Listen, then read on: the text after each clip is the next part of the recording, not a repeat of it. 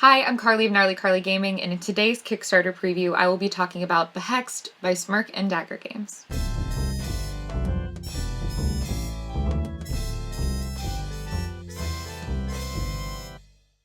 In BEHEXT, 3 to 5 players will take on the role of unique battle mages, wielding their power in a spell-slinging deck-building game. In each of the 4 rounds of BEHEXT, players will draw a hand of 5 cards from their deck, their spells that they will have to attack others and defend themselves. Then one spellcaster will cast the hex to start at another player.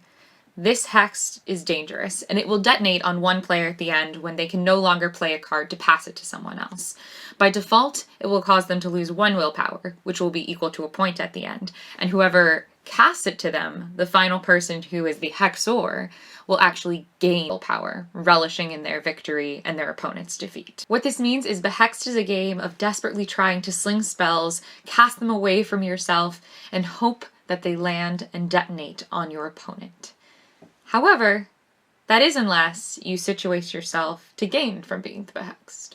The game has players choose from one of 6 powerful battle mages to start the game, and no 2 mages work exactly the same way. In a base deck, the deck that you'll be pulling all of your spells from, there are 7 cards that are kind of standards. A lot of these starting cards are things like basic deflections, or maybe they let you draw another card, or cancel a effect that was just played. However, in your base deck, there are 3 cards that are unique to your spellcaster, and these kind of define your spellcasting style, pushing you in a different direction of building this deck eventually, which we'll talk about, but also giving you a little bit of flair to begin with. For instance, playing as the Witherer means you're really good at stripping the hands of other people, removing their attacks as well as their defenses, weakening them so that when you cast it towards them or anyone else does, that they might not have an option and it might detonate on them.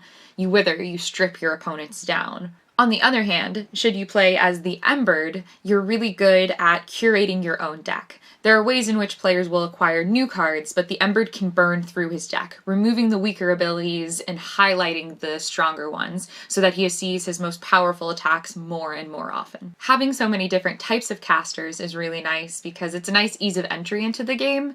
People can look, see on the description of a card what type of caster they are, kind of get a sense of their general playstyle they'll be going for, pick one that feels right to them in the moment. Are you feeling aggressive? Would you rather just whittle away your opponents on the side?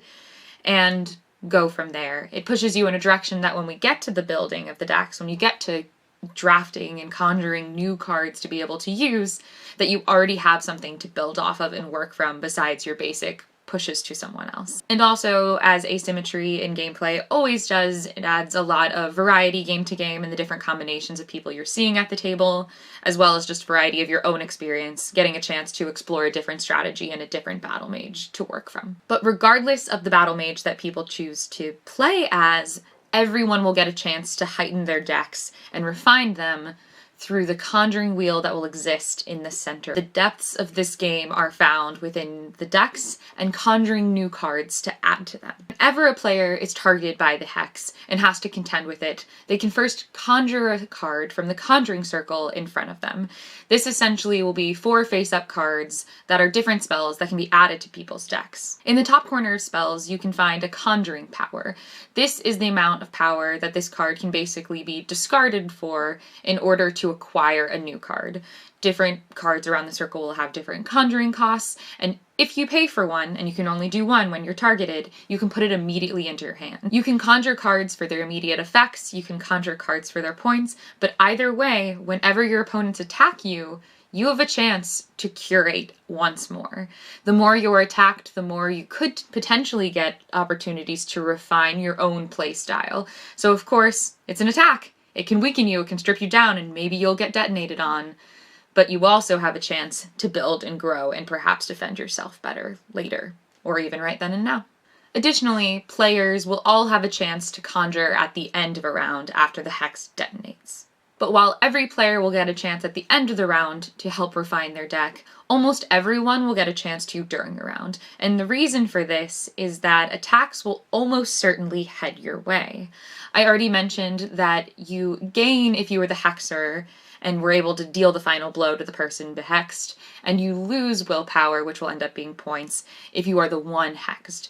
starting at 1, but it could be more if spells are played that basically add to the strength of the hexed value. But you also gain 2 willpower if people don't mess with you enough. It basically gives you a chance to rest and recover. So if opponents don't force you to play at least 2 cards during a round, you automatically gain from that round. Of course, then you'll also have a handful of cards with Conjuring Value that you can use to buy really powerful spells as well. And so with all of that, there's always a reason to target every player, even if everyone thinks that one particular person needs to be brought down. You have to make sure all players are participating, that everybody is attacked, otherwise they could claim a silent victory. But in my experience with this game so far, victory seldom comes without risk. There's really few opportunities to gain points. You may gain 1 point from being the person who cast the hex right before it detonated, or maybe a couple here and there from points. So those cards that give you those points that you can acquire and that time that you spend to conjure them is really essential to seal your victory. And the cards that give you the most points have the most risk involved. Something that is a very strong attack or very strong defense that might put you in a really optimal place to be the Hexor or just to stay safe can actually cost you in the end. And so you have to be careful. Maybe I want to use this ability, but I have to try to cull it out of my deck before it hurts me. There are certain cards called charms that you actually have to play if they ever enter your hand. And some of them have really negative effects, such as losing extra willpower if you're the one targeted, but they can be worth points or so. And that can be significant enough to take that risk if you think you can avoid the hex. But it's a risky play. And I really enjoy that in this game, you kind of have to take on risk in order to get reward. It is very, very much a dance of dark magic. And once players start to get really familiar with the base game and spells, there are 4 mastery packs that add to gameplay. The reason for these mastery packs to add to gameplay is actually because there's a little bit of a learning curve that comes with the game. Just as with any card game, usually the first time you spend a lot more time reading the cards till you get familiar to them. You'll learn what a lot of these cards do at first glance once you start playing multiple games. For us, it took a good couple of games to kind of get the base cards down. But before that, you spend a lot of the first game reading. When we looked at the Conjuring Wheel, whenever something new came up, we typically as a group decided to read it out loud so everyone around the table could get a chance to look at it.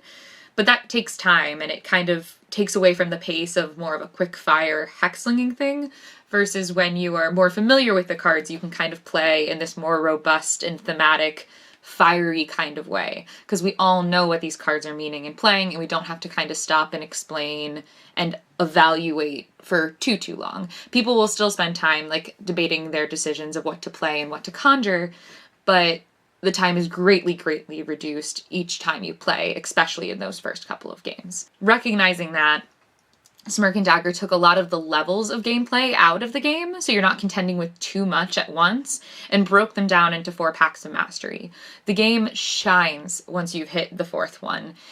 And even before then too. It is delightfully fun, but it lets it build up for players in a really digestible way. You're contending with different types of cards only in piecemeal, so that way they can build upon each other and your strategies and gameplay decisions can grow alongside it.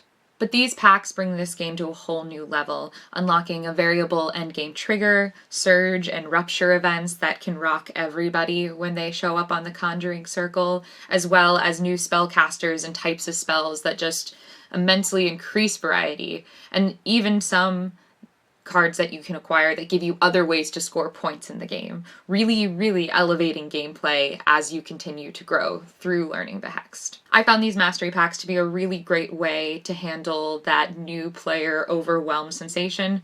There's already enough within the base before you get to the mastery packs to have an enjoyable game and enough for your brain to contend with in terms of how to strategize, and they really do build nicely on each other, and it's always fun to unlock something along the way. So if you and your game group can buckle through game 1, exploring and reading together, there's so much depth to be had in this game, kind of in the center of what almost feels like a lighthearted and playful party game. BEHEXT sort of smashes together what I would call a baby deck builder and almost something for party game lovers. The whole spell-slinging theme where you're casting hexes at each other and bouncing it around feels almost like the zip-zap kind of playfulness of my theater days. A very light and party-esque vibe, but there's depth there. It's not just a party game or just passing it around. You're building something, you're conjuring something. And I call it a baby deck builder because I think of it kind of like Lost Ruins of Arnok. You're not having this massive deck that you're building and curating. You're really refining a small number of cards. And so you might not be making an immense number of deck building decisions, but the ones you make really matter. They're very impactful and will define your full style and really your ability to succeed or fail. And I think that's something really unique and playful and special. There's a little something for the most casual gamer that can kind of look to a Conjuring Wheel and decide to pick up whatever feels most fun for that moment. You hit me, so I'm going to do the thing that I think will mess with you the most. Or you can really play as that most strategic spellcaster, not even thinking about this current text, which you definitely can already handle with a basic deflection, but looking instead to build up so that your comboing can really grow. And again, it's a small deck, so the combos are small, but the combos are deep and meaningful in terms of their significance for your overall gameplay. So that is the spell-slinging deck building game BEHEXT from Smirk and Dagger. I think it brings a little bit of something for everyone at your table, and it will be live on Kickstarter on March 1st. Let me know if you have any questions in the comments below, and otherwise I will see you all for the next video.